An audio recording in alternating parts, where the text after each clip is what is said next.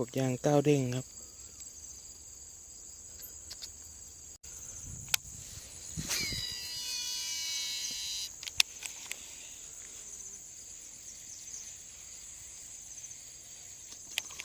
ขัดแล้วครับ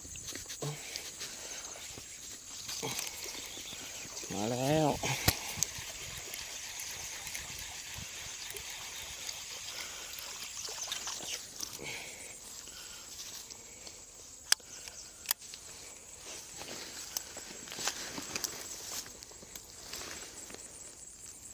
ก้าวเด้งครับ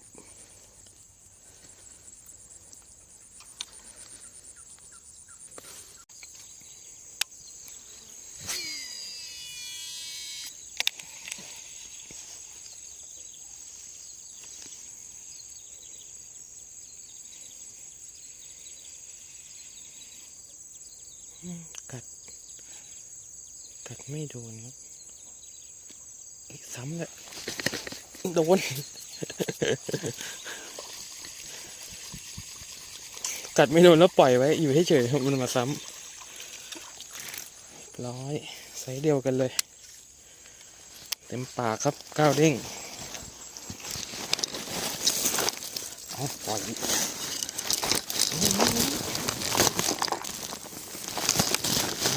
ไซส์เดียวกันเลย